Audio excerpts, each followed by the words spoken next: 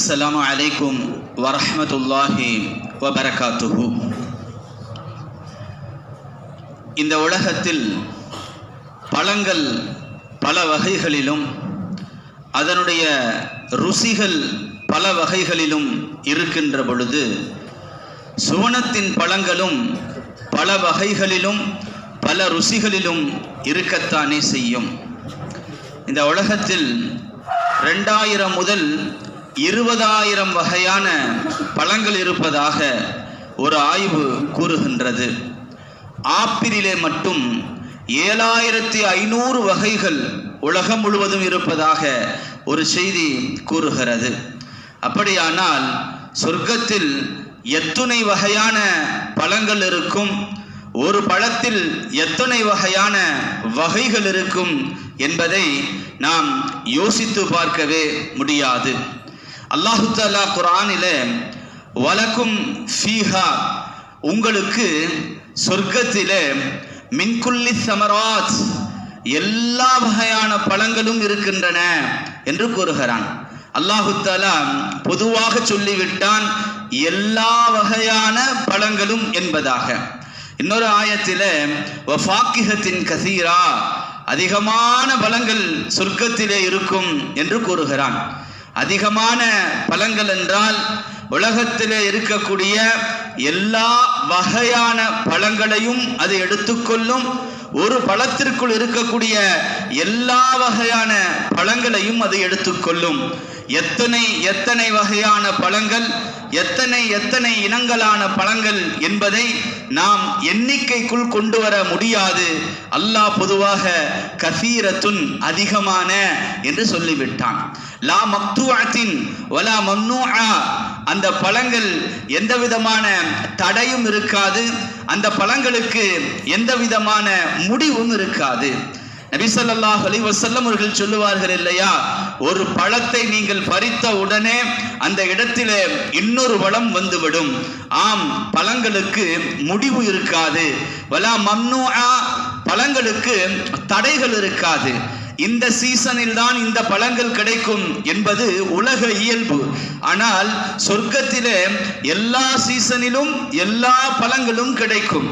அது மட்டுமல்ல, பழங்கள் கிடைப்பதற்கு எந்த விதமான தடையும் இருக்காது. மரங்களிலே இருக்கக்கூடிய முட்கள் பழங்களை பறிப்பதற்கு தடையாக இருக்காது. அதுபோல் மரங்களிலே உயரத்திலே இருக்கக்கூடிய பழங்களை பறிப்பதற்கோ எடுப்பதற்கோ எந்த விதமான தடையும் இருக்காது. அல்லாஹு தஆலா வதுல்லிலத் குதூஃபுஹா ததுலீலா, நீங்கள் சொர்க்கத்திலே அமர்ந்திருக்கின்ற இடத்திலேயே பழங்கள் உங்களை தேடி வரும்.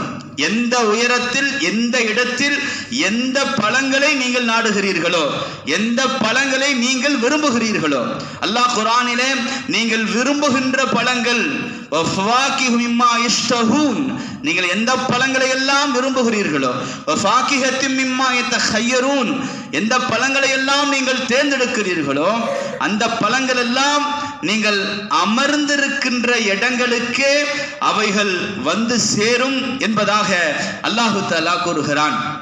கண்ணியத்திற்குரியவர்களே, சொர்க்கத்திலே பல வகையான பழங்கள் இருக்கிறது.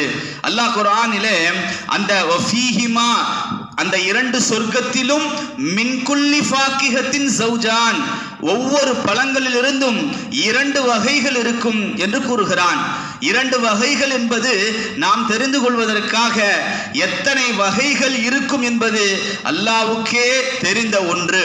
கண்ணியத்திற்குரியவர்களே, ஒரு பழம் ஒரு சமயத்திலே ஒரு ருசியாகவும் இன்னொரு சமயத்திலே இன்னொரு ருசியாகவும் இருக்கும் என்பதாக அல்லாஹு தஆலா குர்ஆனிலே சொல்லுவான். அவர்களுக்கு பழங்களை உண்பதற்காக கொடுக்கப்படுகின்ற பொழுது காலு ஹாதல்லதி ருஸிக்னா மின் கபுல், இதற்கு முன்னால் தானே இந்த பழங்களை நாம் சாப்பிட்டோம் என்று அவர்கள் கூறுவார்கள்.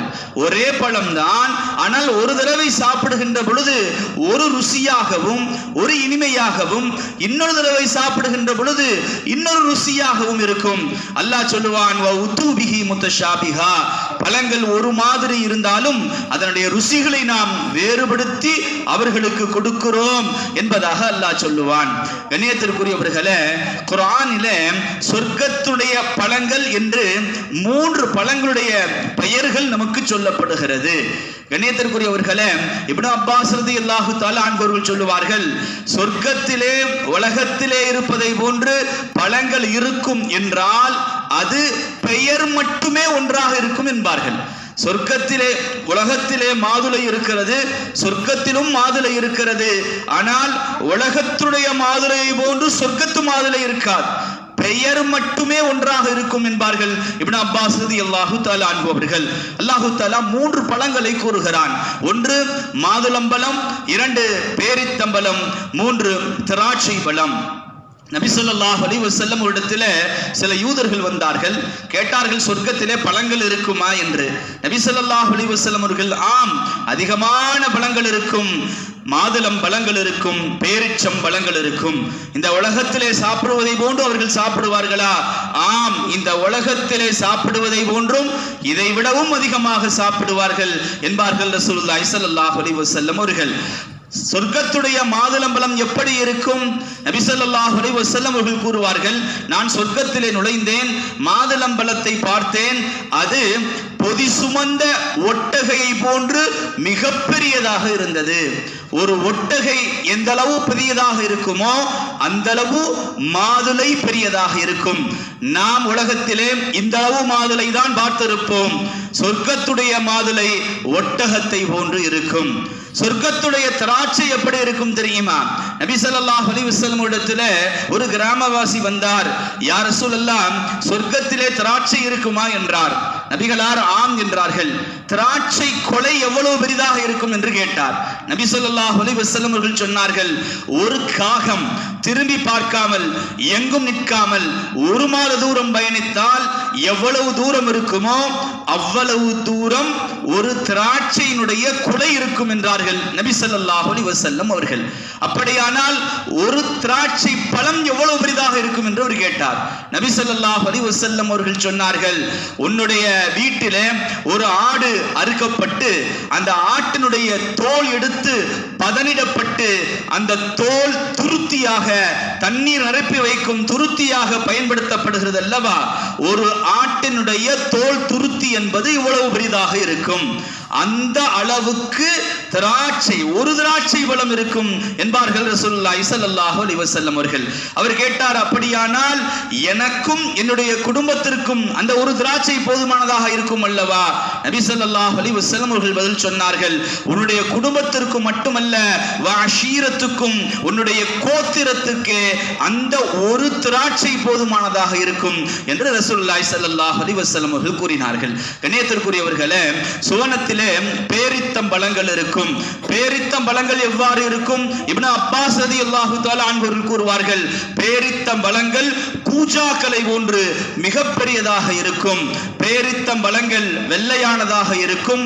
பாலாடையை விட, பாலை விட வெண்மையாக இருக்கும். பாலாடையை விட மிருதுவாக இருக்கும். தேனை விட இனிமையானதாக இருக்கும். அவைகளிலே விதைகள் இருக்காது என்பார்கள் இப்னு அப்பாஸ் ரலியல்லாஹு தஆலா அன்ஹு அவர்கள். கண்ணியத்திற்குரியவர்களே, நமக்கு தெரிவதற்காக நமக்கு தெரிந்த பழங்களை அல்லாஹு தஆலா சொல்லி இருக்கிறான். ஆனால் அதனுடைய தோற்றமும் அதனுடைய ருசியும் நாம் இதுவரை பார்த்திராத, கேட்டிராத, உணர்ந்திராத மிக பெரும் ருசிகள் உள்ள மிக பெரும் பழங்கள் எல்லாம் சொர்க்கத்திலே காத்திருக்கின்றன. அல்லாஹு தஆலா நிச்சயமாக அவைகளை நமக்கு தர வேண்டும் என்று எப்பொழுதும் துஆ செய்வோம். இன்றைய திக்ருக்கு சென்று விடுவோம்.